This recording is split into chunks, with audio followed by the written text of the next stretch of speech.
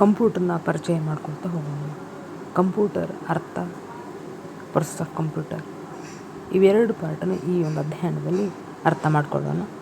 Next ಎಲ್ಲ ಪಾರ್ಟ್ಗಳನ್ನ ಅದ್ರ ಬಗ್ಗೆ ಡೀಟೇಲಾಗಿ ನೆಕ್ಸ್ಟ್ ಮುಂದಿನ ಭಾಗದಲ್ಲಿ ತಿಳ್ಕೊಳ್ಳೋಣ. ಇವತ್ತು ಏನಿಲ್ಲ, ಕಂಪ್ಯೂಟರ್ ಅರ್ಥ ಏನು, ಪ್ರೊಸೆಸ್ ಆಫ್ ಕಂಪ್ಯೂಟರ್, ಇವೆರಡು ಪಾರ್ಟನ್ನು ಅರ್ಥ ಮಾಡ್ಕೊಳ್ಳೋಣ.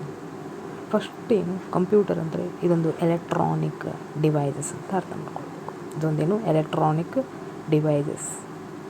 ಕಂಪ್ಯೂಟರ್ನ ನಾವು EDP ಅಂತಲೂ ಕರಿತೀವಿ. ಇದೊಂದು electronic data processing device, electronic data processing devices ಅಂತಲೂ ಕರಿತೀವಿ. ಕಂಪ್ಯೂಟರ್ನ ಲ್ಯಾಟಿನ್ ಭಾಷೆ ತಗೊಂಡಿದ್ದು, ಅಂದರೆ ಕಂಪ್ಯೂಟರೇ ಅಂತ. ಇಂಗ್ಲೀಷ್ನಲ್ಲಿ ನಾವು ಕಂಪ್ಯೂಟರ್ ಅಂತ ಕರಿತೀವಿ.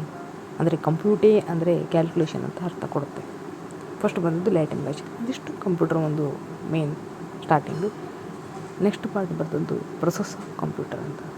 ಪ್ರೊಸೆಸ್ ಆಫ್ ಕಂಪ್ಯೂಟರ್ ಅಂದರೆ ಏನಿಲ್ಲ, ಕಂಪ್ಯೂಟರ್ ಅಂತ ಒಂದು ಕರಿಬೇಕಂದ್ರೆ ಅದರಲ್ಲೊಂದು ಇನ್ಪುಟ್ ಕೊಡಬೇಕು, ಪ್ರೊಸೆಸ್ ಆಗಬೇಕು, ಆಮೇಲೆ ಔಟ್ಪುಟ್ ಅಂತ ಬರುತ್ತೆ. ಈಗ ನಾವು ವಾಷಿಂಗ್ ಮಿಷಿನೂ ಅದೇ ರೀತಿ ಪ್ರೊಸೆಸ್ ಆಗೋದು. ವಾಷಿಂಗ್ ಮಿಷಿನ್ ಒಂದು ಕಂಪ್ಯೂಟರ್, ಯಾಕಂತಂದರೆ ಅಲ್ಲಿ ಇನ್ಪುಟ್ ಬಟ್ಟೆಯನ್ನು ಕೊಡ್ತೀವಿ, ಕ್ಲೀನ್ ಆಗುತ್ತೆ ಅಂದರೆ ಪ್ರೊಸೆಸ್ ಆಗಿ ಆಮೇಲೆ ಕ್ಲೀನ್ ಬಿಟ್ಟು ಹೊರಗಡೆ ಬರುತ್ತೆ, ಅದನ್ನೇ ಔಟ್ಪುಟ್ ಅಂತ ಕರಿತೀವಿ. ಎಕ್ಸಾಂಪಲ್ ಇಲ್ಲಿನೂ ಸಹ ಕಂಪ್ಯೂಟರ್ನ ಕೀಬೋರ್ಡಲ್ಲಿ 2+2 ಅಂತ ಓದ್ತಿದ್ರು ಅಂತ ಇಟ್ಕೊಳ್ಳಿ.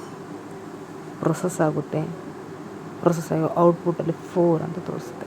ಈಗ ಒಂದು ಸತಿ ನಾವು ಒಂದು ಕಂಪ್ಯೂಟರ್ ಮಾನಿಟರ್ ಬರುತ್ತೆ ಆ್ಯಂಡ್ ಕೀಬೋರ್ಡು ಒಂದು CPU ಅಂತ ಹಾಕ್ಕೊಳ್ಳಿ. ಕೀಬೋರ್ಡಲ್ಲಿ 2+ ಅಂತ 2 ಓದ್ತಿದ್ರೆ CPU ದಲ್ಲಿ ಪ್ರೊಸೆಸ್ ಆಗಿ ಔಟ್ಪುಟ್ 4 ಅಂತ ತೋರಿಸುತ್ತೆ.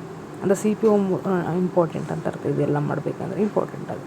ಸೆಂಟ್ರಲ್ಲಿ ನಾವು ಪ್ರೊಸೆಸ್ ಆಗತಕ್ಕಂಥ ಯೂನಿಟ್ ಅದು ಸೆಂಟ್ರಲ್ ಪ್ರೊಸೆಸಿಂಗ್ ಯೂನಿಟ್ ಅಂತ ಕರಿತೀವಿ. CPU ಅಂದರೆ ಬ್ರೇನ್ ಆಫ್ ಕಂಪ್ಯೂಟರ್, ಭಾಳ ಇಂಪಾರ್ಟೆಂಟ್. ಅದಕ್ಕಾಗಿ ಇದನ್ನು full form central processing unit. ಇಷ್ಟು ನಾವು ತಿಳ್ಕೊಟ್ರೆ ಸಾಕು.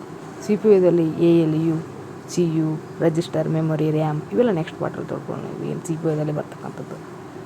ಇದು ಇವತ್ತಿನ ಅಧ್ಯಯನದಲ್ಲಿ ಕಂಪ್ಯೂಟರ್ ಅಂದರೆ ಏನು ಅರ್ಥ, EDP ಅಂತಲೂ ಕರಿತೀವಿ. ಅದಕ್ಕೆ ಎಲೆಕ್ಟ್ರಾನಿಕ್ ಡಿವೈಸಸ್ ಪ್ರೊಸೆಸಿಂಗ್ ಯೂನಿಟ್ ಅಂತ.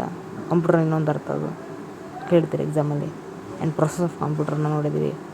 CPU ಮಾಡುತ್ತೆ ಪ್ರೊಸೆಸ್ಸು, ಇನ್ಪುಟ್ ಕೊಟ್ಟರೆ ಆ್ಯಂಡ್ ಔಟ್ಪುಟ್ ಹೊರಗಡೆ ಬರುತ್ತೆ. ಇಷ್ಟು ಸಾಕು ಈ ಅಧ್ಯಯನದಲ್ಲಿ. ನೆಕ್ಸ್ಟ್ ಪಾರ್ಟ್ ಮುಂದೆ ತಿಳ್ಕೊಳ್ಳೋಣ.